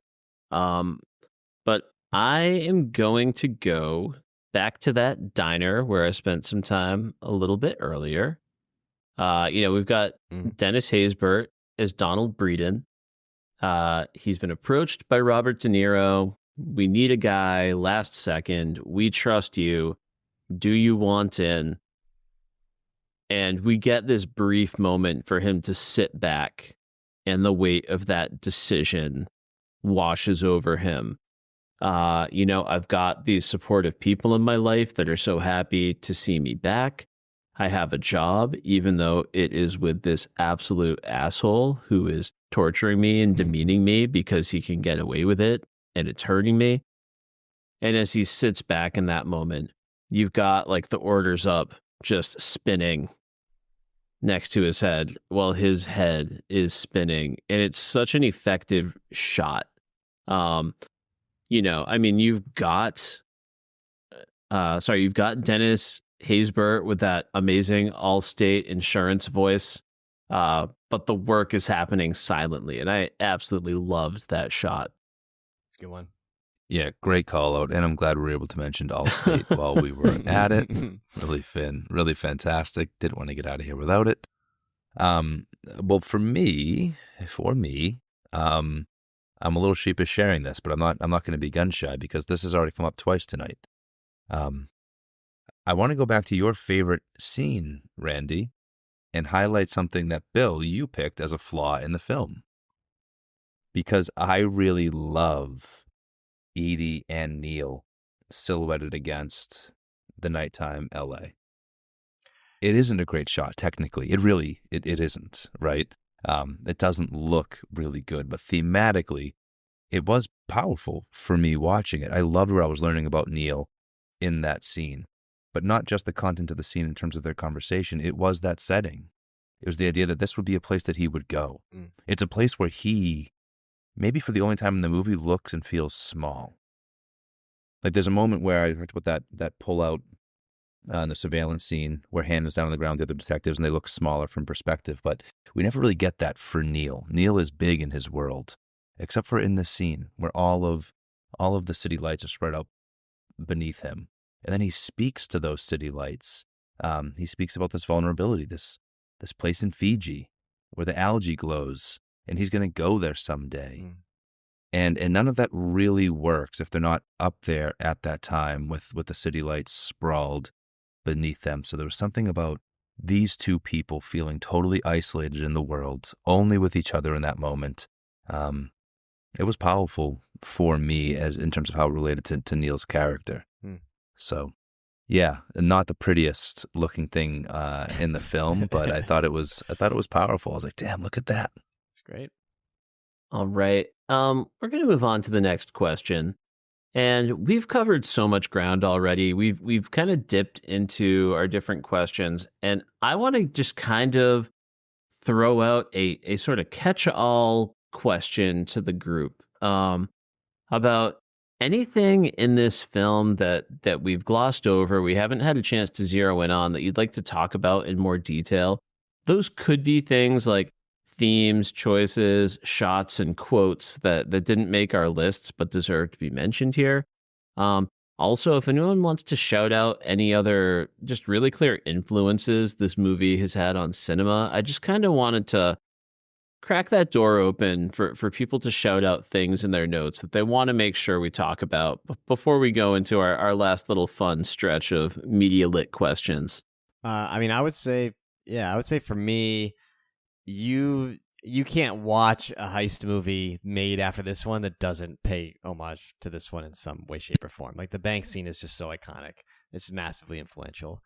And I think there's also so many influences, again, on Nolan, who has talked about being an unabashed huge fan of this movie. He hosted a panel discussion about it at some point. I think it's on YouTube. So like Nolan loves it. And Nolan's movies have influenced other people's movies. So there's just so much from it. And I think one of the things about it is how dead serious it is. Like, even Nolan movies usually have a character or a scene where there's a couple laugh lines or like there's something in there like meant to be comic relief, but this movie is just serious.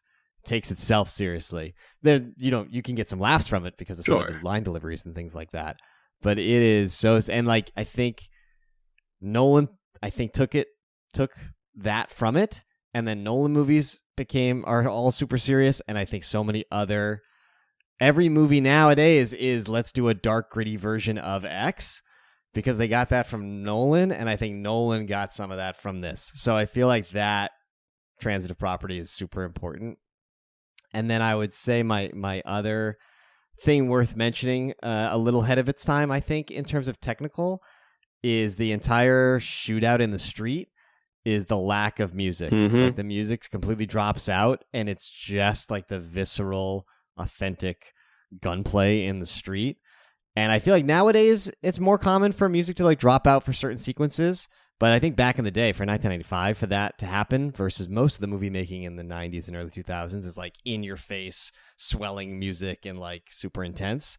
So for this to just drop out the music and just have it be on the street firing range was like just a really cool thing I want to shout out in terms of the filmmaking choice. I love that call out because the music, like, it's like a heavy-handed way of telling instead of showing in your cinema, right? Like, here's how you should be feeling right now. Yep, exactly. This music is really informing that, and kind of goes back to that agnostic nature of the characters here in the story that's on the screen. Love that. Can I just I just want to thank Bill real quickly for bringing up the bank robbery and the shootout. That's something we really haven't talked about enough. And I think what I love the most about it is it's just so chaotic, right? It's stylized and cool in its own way. At no point do I feel like I know what is going on there. It's just chaos. And when you start firing guns like that, when there are targets in every direction, when they're almost just trying to create a blanket of chaos in a desperate attempt to escape, that's so raw and real, and we see the innocent people getting hurt. It's a well-done scene, but there's nothing cool about it. It's that dark, raw realism that I think Bill was speaking to. And yeah, it's really unique. I don't know if I've seen anything quite like that in that sense. Yeah, great call out. I agree. Man, this movie was doing so much. I was glad earlier when you called out the color palette being so cool. It is distinctly cool, and I think the idea that this is set in LA makes you wonder why it was so cool. A lot of filmmaking going on in this film. Yeah, right before Pacino crushes that TV, you see some very cozy temperatures on that weather report. I think for me, when I was thinking about the influence of this film, I was kind of trying to reflect on the stuff that I watch and what movies and TV have looked like and felt like since '95. First, I was thinking about the masterful way in which this film does balance its massive cast. There are a lot of characters in this film, not just bodies on screen, but characters who go just beyond two dimensions. In some cases, like, say, Natalie Portman's teenage stepdaughter character. And they do a brilliant job of making them all feel real and justified. To your point, like, Breeden doesn't make any sense in the movie if we don't first get those little plot points ahead of time showing that he's on parole, he's getting a job, yada, yada, all of which feels random and disconnected until it connects. Yep. And you see that happening in storytelling as we move forward, culminating maybe in something like Crash in 2004, right? Like the ultimate, all of these random people will intersect and it all contributes to this plot. And you see that developed here and done massively well first by Mann. And then I was also thinking about how much this film really looks and feels a lot like what TV would come to look like in the decades that follow, especially prestige TV. The idea of the anti-hero we might be able to root for. I'm thinking of Walter White. I'm thinking of Jax Teller on Sons of Anarchy. Heat is doing Shakespearean tragedy in a genre film really well. Right, there's so many things about the story that could go a little bit differently if only a character makes a different choice. But ultimately, Neil McCauley's a tragic character, and he is going to pull off that exit, and he is going to go after Wayne Grow. He can't let that lie. He doesn't get a happy ending because of who his character is. And we get to enjoy these kinds of meaty, nuanced, I think, Randy, podcast you and I listen to will throw out the term problematic faves. I think TV and movie storytelling became more nuanced, and the people who we were rooting for began to look and feel different in the course of that storytelling. And I think that really starts here with Heat. Chris, I love your point about all the characters like kind of coming together. It ends up culminating in the heist and the shootout. And the thing is, any other movie, that's the climax of the movie and it ends. Versus the thing I love about Heat is there's like another hour of fallout because, again, we know these are actual people. There are actual consequences. We know these characters. And so they take you through the fallout versus just giant action set piece in the third act. And then, everything's tidied up. We're done. Like, that's part of the reason I think this movie stands out so much compared to anything similar. Yeah, great call out.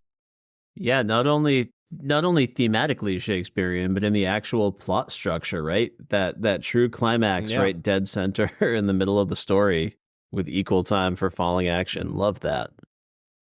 I think the only thing I want to shout out in this section that we didn't quite get to yet is in that moment of decision for Neil, there's that impossible to miss shot of just the light hitting the car, the color kind of washing out. It almost makes me feel like I'm experiencing a hot flash as Neil realizes he's not going to turn and take that exit. It might be one of those indirect references to Heat that we could have listed earlier, but in that moment, something clicks off and something else clicks on. And they wanted me to see that shot, and I saw it, and I liked it. I just wanted to point that out. Great call out. Great call out. I do think we can get on to our hindsight as 2020, but before we go, if we're talking about things left on the floor of this conversation so far, I regret that we haven't mentioned Danny Trejo yet. Yep. We mentioned Trejo the character. Not a big part or big performance from Danny Trejo, but I love that actor. Shout out to his turn as Machete on Spy Kids. There you go. He brought that character to Spy Kids. I love that you get to see him act. Like, I feel like Trejo, as he's gotten older and older, like he just becomes more of a parody of himself. I think we talked about that with some other actors as well. And so to see Trejo in like a legit role is pretty cool. Yeah, totally. Chris, I'm sorry to extend the podcast, but you said it's a shame we haven't talked more about Danny Trejo. And I promised that I had thoughts on Chris and Charlene earlier in this podcast. I never got there. So I'm sorry. Like, in the running for my favorite scene, you've got this troubled couple in the closing act of the film. You have this moment where Chris tries to come back for Charlene. She's ready to sell him out to the police to protect herself, to protect their child, to protect their future interests. All she has to do is give the nod to the police officer in the next room. Her job is done. She can walk away. But she just gives the subtlest little wave off, just running that hand across the banister. And our guy Val Kilmer has a great silent moment. You really see the pain wash over him, but also maybe respect for her decision for the first time. So there's some growth there. And then, of course, he's able to make it back through the police blockade like a pro. Yeah, that wave off was on my short list for best scenes or shots. I don't know, either or both. It's so great. Mm-hmm. Ashley Judd, no slouch. I mean, No. An accomplished actor in her own right as this would go on.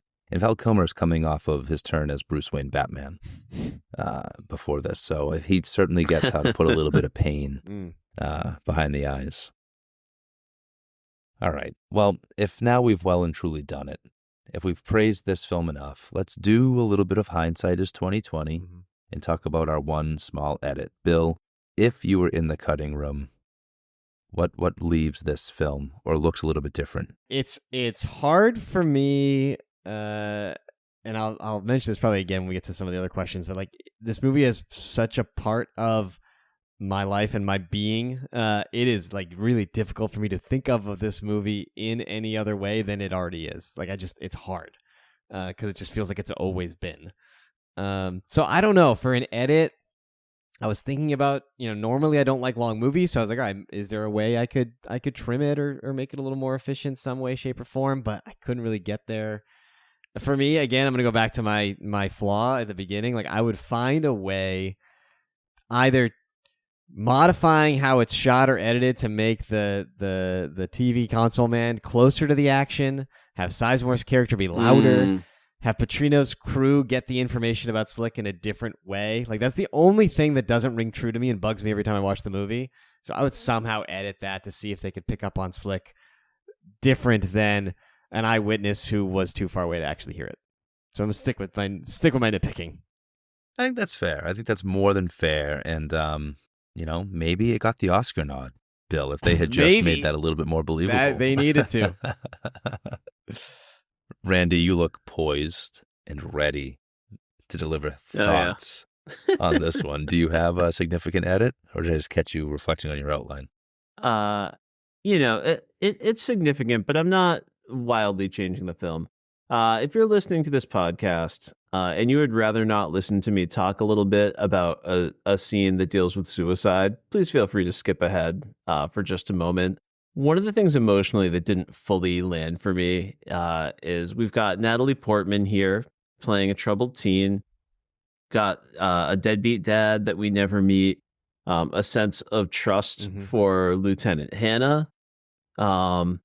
And we see these little snapshots, these little snippets of how her pain is manifesting itself. She's desperately trying to find the blue barrettes to make this day with her dad perfect, look the way she wants to look, feel the way she wants to feel.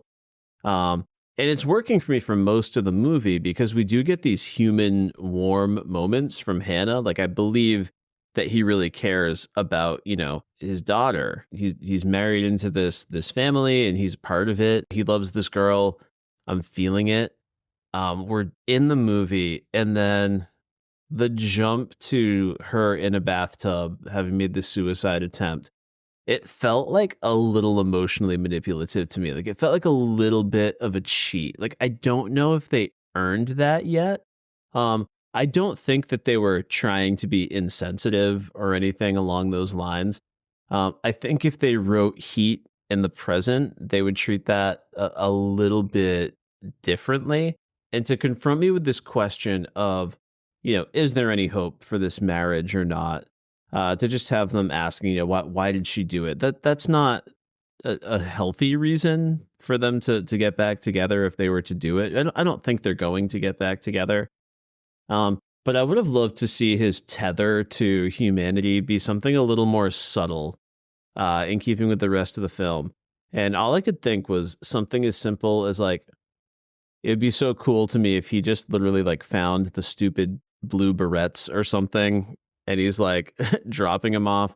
So, something about that just, it didn't feel quite right. It does not ruin the movie for me. Still a fantastic movie. And it does give you a chance to see, like, this man of action, this man who has all these master's degrees, all this specialized military training, like stepping in, telling the doctors what to do. It does show you that and where the sense of security comes from. But yeah, it didn't feel quite right to me. So that would be my edit. More subtlety there. Yeah, I can understand that for sure. I think the way I justify it to myself, I guess, because I love the movie so much, is like we are following him for the most part, him and De Niro, and I think it's basically indicating what's happening off screen that we're not seeing and he's not seeing because he's too busy chasing guys like you around the block. Like, I think it reinforces the diner scene to a degree and like how he lives his life.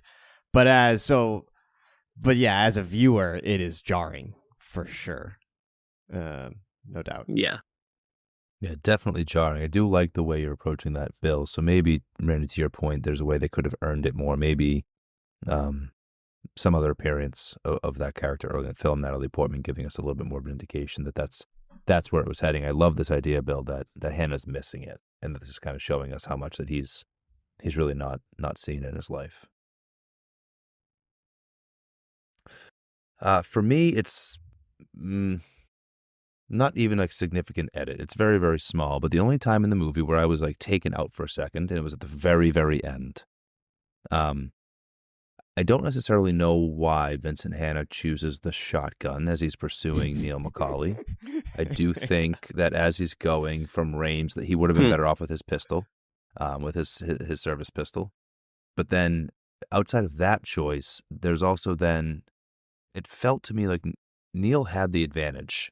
He didn't quite have the high ground a la Obi-Wan, but he was at one point well ahead, knew that he was being pursued, and I felt he had an opportunity to take up a spot where he could have just let Hannah come to him. Yeah.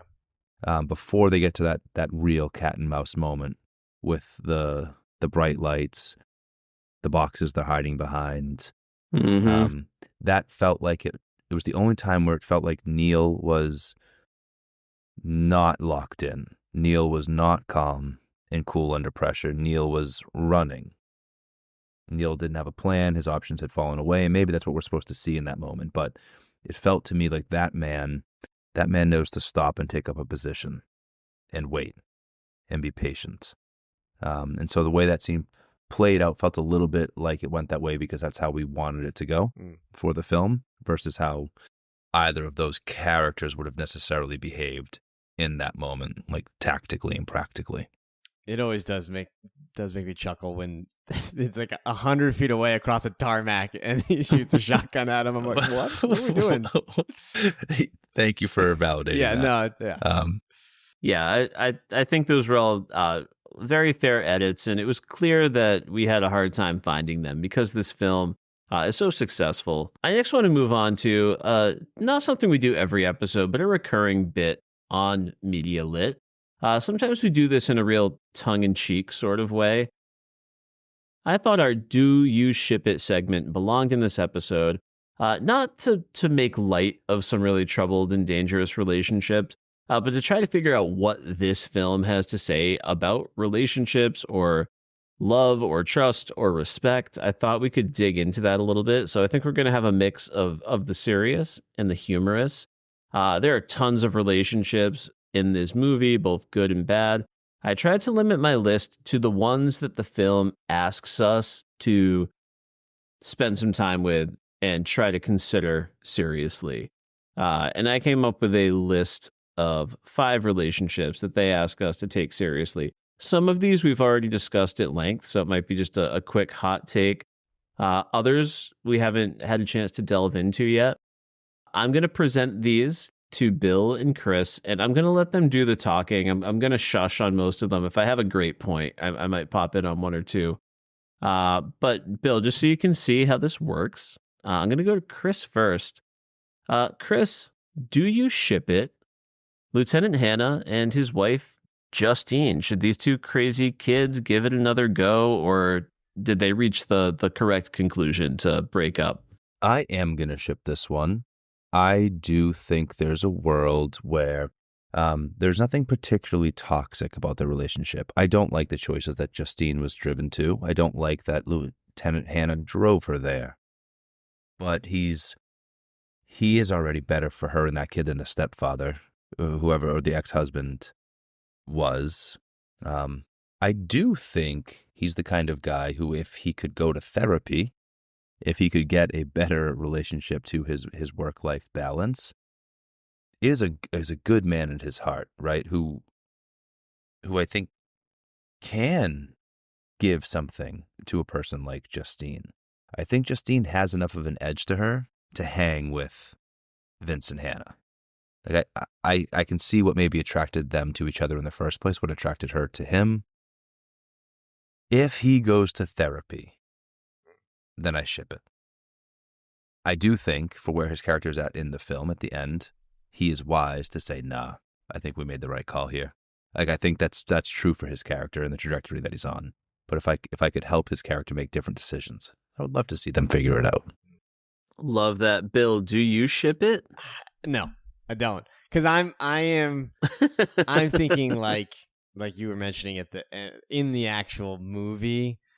I think that De Niro says it right in the diner scene, where like, if you got to move when I move, how are you going to do it? And when we see him leave Justine for the hospital. He skips down the steps to go back to work.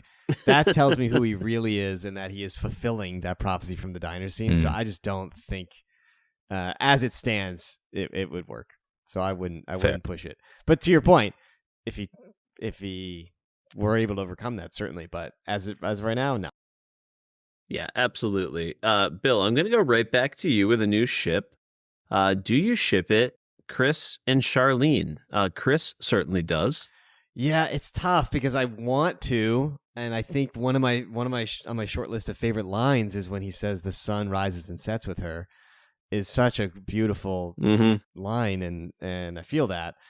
But that one, I think there is a little too much toxicity that we've seen on screen that I can't get with. So I think waving him off and letting him go, and then him being able to let go is the move.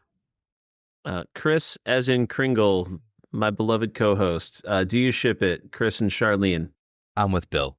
Too much actual toxicity between them. In fact, the realness of their love, I'll put that in quotes, makes me less inclined. Like, that toxicity is that much more dangerous when the feels are so big, and Chris is not the guy for this relationship. So I'm with you, Bill. I do not ship it. I'm with both of you guys. I'm just happy. I think they landed on a healthy end to that relationship, or at least for them, a mature ending for them, for sure. But we're not done shipping Chris.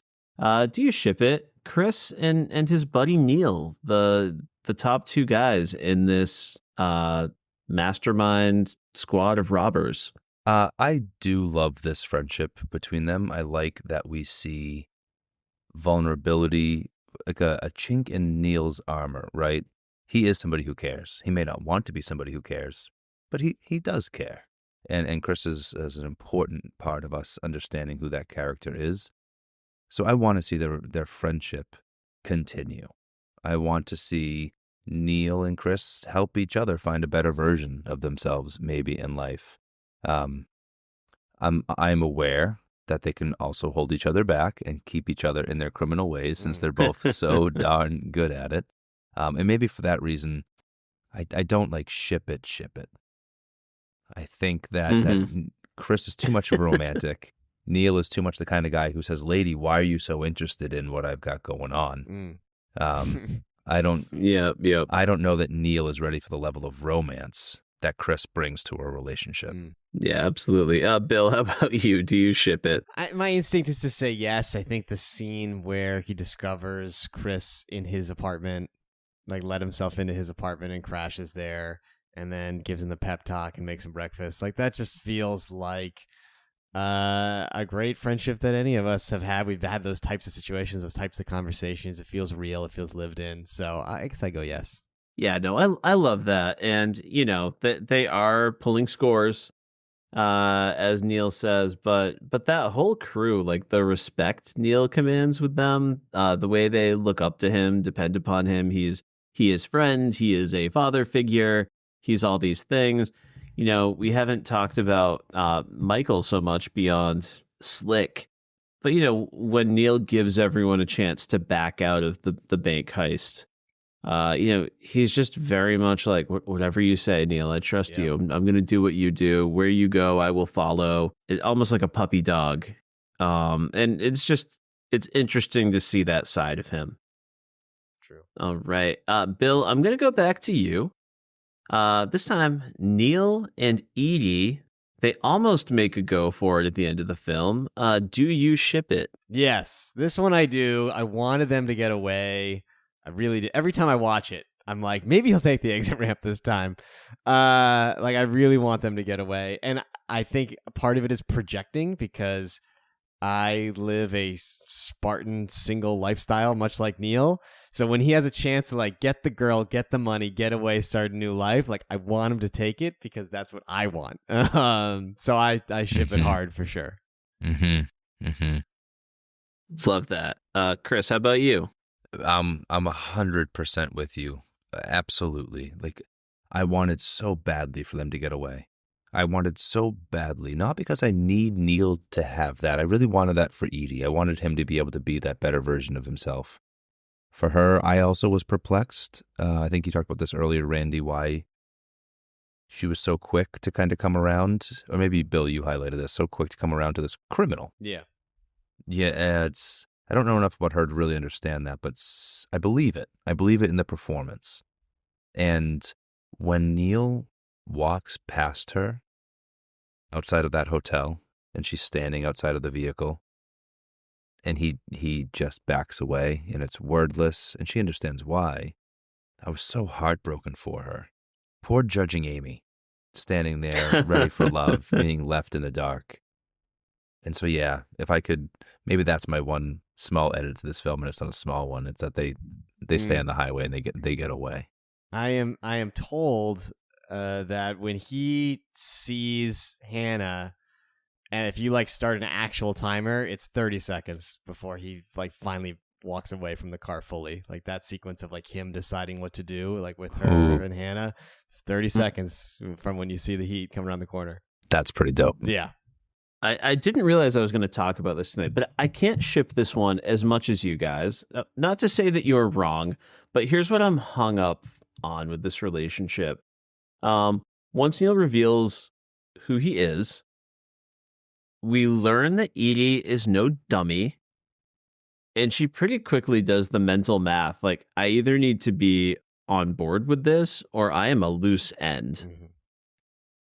And no matter how many times Neil talks nice to her, I don't think she can ever fully not feel like a captive with this man ever again. Because to a certain extent, she is. Now, I do agree with that romanticized vision of wanting to root for it. But the thing I didn't think I was going to talk about tonight was Barry on HBO. Yeah, great one. And it's a painful show to watch at times because it's so dark and soul crushing and has almost nothing positive to say about the world, which is really painful.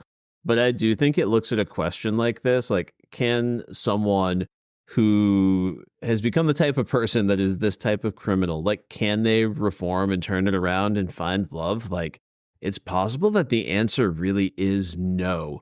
And Barry, like, unabashedly says, yeah, no, that's never going to happen in a healthy way.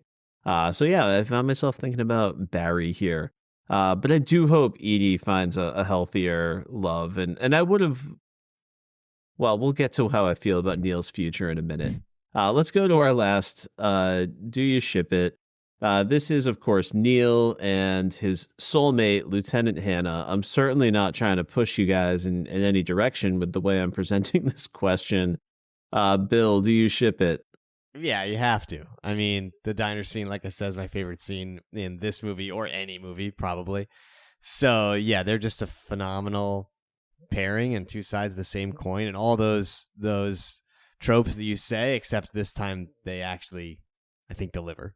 Yeah. Chris, how about you? Neil and Lieutenant Hannah. Yeah, the chemistry. Yep. Not only between those characters, but between those actors, of course. And there's a version of this film where, for me, where Hannah is so disgusted by the serial killer that is Waingro, and Macaulay being somebody who can do something that Hannah can't about it. Like, there's a version of this film for me where, like, Hannah lets him go because of who it was. He says, like, if you do a thing and I see you, I'm going to have to take you down. I would love the idea that he has to question that and actually wrestle with, like, well, this criminal just killed, like, the worst guy. You know, am I really going to take him down now? So I would have liked a version where they have to wrestle with their professed stances on that, right? Where Neil has to wrestle with whether or not he's actually going to cut and run within 30 seconds. And Hannah has to wrestle with, am I really going to take this guy down? Yeah, if they could have united in their hate for Waingro, these guys could have been a great couple. Yeah, this is the only path to happiness I really see for either of these guys, right? Like, I'm thinking of Good Omens, like Crowley and Aziraphale. Can a devil and an angel live together? You know, in that book, you know, Aziraphale and Crowley become allies, and part of the logic they kind of use is that we balance each other out. Like, you do some bad stuff, I do some good stuff. And then they could just kind of hang out and talk shop back home after a day of stopping crime and committing crimes, right? They'd be so fulfilled. Yeah, And totally. Yeah, Definitely. they'd have the right sounding board. I love it. Totally. Thank you both for going on that shipping journey with me. I'll always get on a ship with you, Randy. All right, now is for one of my favorite recurring bits. We don't always do this one either, but it feels poignant for this one. Would this film work, this exact plot, with the presence of modern-day smartphones? There are mobile phones in this film. There are not smartphones. Bill, what do you think? Does the film still work the same way? It's funny because my instinct is immediately like, no, it can't. But then I think about it, and again, maybe this is a long time bias for how much I love it. I think you could still make it work. I think any scene they're using a landline, you just put a cell phone in their hand instead. That's easy. And the scene where they ditch all their surveillance at once, you throw in a shot of them like throwing their burner phones out or something to that effect. And the surveillance, most of the surveillance they do in the movie is like phone tapping, which I guess would work basically the same way, unless they're using like encrypted apps for the calls. So maybe you need to add a scene about that. Like you'd have to exposition a little bit of it away, and there might be some techno jargon they need to throw in there to make it work. But I think on a fundamental level, story-wise, all the interactions that happen in person basically have to happen in person. So like I can't imagine a way that you would have to deviate too much. But again, it's hard for me to think about this movie anyway besides the way it is. So I think you could put this movie in theaters today and it would still kill it. So it's hard for me to say, but I think you can pull it off. I think your lenses are rose-colored, but I still think you're seeing clearly. Okay. Yeah, I think you're being fair. What about you, Randy? What do you think? I think that I agree that there's a way that this could work. Perhaps one benefit could be it might solve Bill's issue of like, how did they overhear Slick? True. Right. But that's also why I don't think it could work quite as is. Now, is Neil smart enough to adapt to changing technology? I certainly believe so. But this almost impenetrable web of like community surveillance that exists with cell phones existing in the world makes me think the jobs we saw as they were carried out are just not going to work. They're not going to happen. They're not going to be able to walk away as quietly or quickly from things. And that might fundamentally change the movie too much. I worry modern day cell phones could kill it. Fortunately, I think this artifact exists, and I agree with Bill that you could throw this in theaters today and it's still going to work on an audience, no problem. It sure as hell worked on me. Yeah, I agree. I mean, the movie as is works today. You watch it and it's thrilling.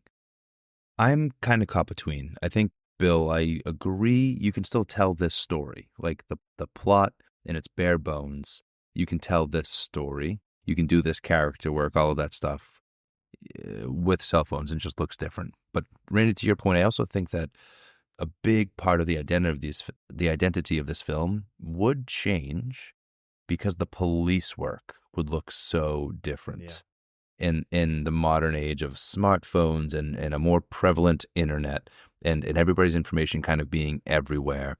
The idea that like Neil McCauley would be a mystery to them is harder to believe. The idea that they can so easily get away with a simple pass through the airfield, get a new car, you're gone. Randy, I'm glad you mentioned the sort of nanny state. I don't like to throw that term around, but like there's a lot of surveillance, a lot of different ways that the authorities today could keep tabs on you or track you down if they need to in a given moment. So I don't think that makes the film impossible to make. I do think all of the police work and some of that identity looks and feels a lot different in light of it. In fact, I think some of those landlines are getting used as a means of evading surveillance, right? They're like going to the landline because it's secure and they can be safer that way. So yeah, I think all that looks a little bit different if the cell phones are involved. Yeah, the smartphones, I should say. Fair. That's fair. All right. We've got one final segment here on Media Lit. One of my favorite shows is Twin Peaks. And on that show, Agent Dale Cooper suggests that every day, once a day, give yourself a present. And on Media Lit, we say every pod, once per pod, give yourself a present. So my question is, if you could own one prop or some other souvenir from this film, what would it be and why? Bill, you are our guest. You get to choose the first gift. What's your souvenir? This is a hard one. Like, I really was scratching my head on this because nothing obvious stood out to me. I thought about like Kilmer's M4. I know, like we talked about, or you guys talked about the guns as a gift during like the Equilibrium episode. It's like, I'm not really a gun guy, but like that would be kind of cool. But I also, what would I do with it? So if I get away from that, the one thing that I kept coming back to, I don't know why, is I think it'd be cool to have one of the actual hockey masks from the armored car robbery. Like one of the ones that they wore, an actual from the set. Here's one of the hockey masks, throw it behind glass, throw it on a shelf. That's from Heat. That'd be cool. Or maybe something even smaller, like maybe Hannah's badge or something, like just like a little tchotchke. So that was the best I could do. That's all I could think about. No, the hockey masks were fully on my list. I think that's a great pick. Chris, how about you? What are you taking home from the set? I am moving to number 2 on my list because the hockey masks were number 1. Really? Okay, so I'm not alone. Okay, that's great. No, dude. Because they weren't just, it wasn't like your standard Jason mask. There was a little bit more shape to them. Yeah. They were cool. Yeah. They were cool hockey masks. Okay, so my number 2 then, I want that absurd spreadsheet printout that Kelso's presenting to Neil. Yeah. And he talks about the internet, right? He's like alluding to the idea that information's just out there. You just got to know how to grab it, man. I know how to grab it. And they're looking at this absurd set of data. It was so big. And he's going right for numbers that he knows how to find. And so it doesn't have anything to do with like the rest of the movie. But it struck me as so absurd in that moment, this big brick of a printout that he had on his lap. And so I would want that, like from the set, maybe signed by De Niro. That's a good one. Great pick. And no one took my number 1. It needs just a little bit of setup, right? So an irate Lieutenant Hannah storms out of his home with his television because no one's going to watch his fucking television set. We're followed up by a little shot that I love where like he has to stop the car short and the TV just kind of like bumps forward into the dashboard. Hannah's overcome by feelings and he finally just kicks the television set like out the passenger door where it crumbles on the sidewalk. And I would like the busted remains of the television set kind of laid out on like a museum podium exactly as they fell on the ground outside the car. So I can contemplate that as a metaphor that speaks to the themes of this film. I don't have a beautiful answer right now, but I would like to be writing and thinking about that for years to come. Excellent. Great pick. Whew. So that was Heat. We did it. Wow. Listen, there are a whole podcast series about this film. I know we didn't cover everything you could have possibly said about Heat, but I think it was a very media-lit conversation. We centered on our feelings, our thoughts, the power of the story, why it sticks with us, and I absolutely loved it. Bill, I want to thank you so much for gracing us with your presence on this podcast. You were just a phenomenal guest, and you bring all sorts of clout and credibility with all the great work you've been doing with your movie reviews. So thank you. Thank you so much for having me. This is great. I don't get to talk about Heat enough on my own show, so I am glad to come on here and talk about it. I'm glad to join you guys. I'm a big fan of the show, so thanks again for having me. Yeah, it was a blast. So glad you came, man. So glad you came. I just want to echo Randy's words. Glad you've been listening to the pod, but even gladder that you're a podling yourself. Yes. And yeah, I think your other co-hosts have some catching up to do. Now you've got 2 enthusiastic podcasters who watched Heat for you, man. Just for you. My guys. Yep. Oh, I'll make sure to let them know. Don't worry. Yeah. All right, folks, before we go, we're just going to take a minute to plug some of our social media outlets and other work we might have out there in the world. So, Bill, you are our guest. We've mentioned Should I Go See It a few times, but how should the people go and see or hear Should I Go See It? The best thing to do is follow on Instagram at Should I Go See It. You can also find the podcast if you just search Should I Go See It wherever you get your podcasts. It's on the main sort of Apple network as well as on Spotify. And if you are interested, you can also go to shouldigoseeit.com, which for some folks, they like that as reference. If you're trying to find a review, it's searchable. I have it also by different categories. Like it's easier to find an older review if you're trying to, pick a movie to watch on a plane, for instance. But for all your new releases and to stay up to date, follow on Instagram at Should I Go See It. Thank you so much. Chris, where can the people find you? If folks want to follow me, I am an actor and a voice actor, a father and a husband, doing all those things on Instagram at Chris_Ingersoll. That's Chris spelled like Kringle.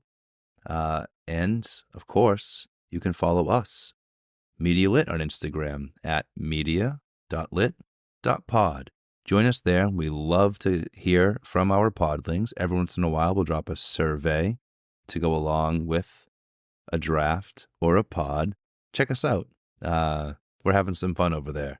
And I very recently did a little Batman chatting, but specifically Joker talk on Batman by the Numbers for the Pop Break, which will drop later in the month of September. So if you're curious who I think is the best cinematic Joker, tune in. You may be surprised to find out.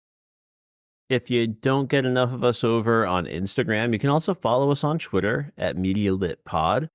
You can also find me at Mr_Alain, Allain. You can find links to all my stuff there. I've done quite a bit of writing for the Pop Break digital pop culture magazine. I did reach out and beg and get approval to write up every episode of Severance Season 2 when that drops in January. So I'm getting really ahead of the game. So I'm going to be doing my prep work for that. But meanwhile, in addition to Media Lit, find me on the Pop Break podcast feed on Pod of Doom, a Black Sabbath appreciation podcast with Chris and Justin Mancini, a couple of great dudes who really know their stuff when it comes to music. I think that does it. Thanks for joining us and have a great night.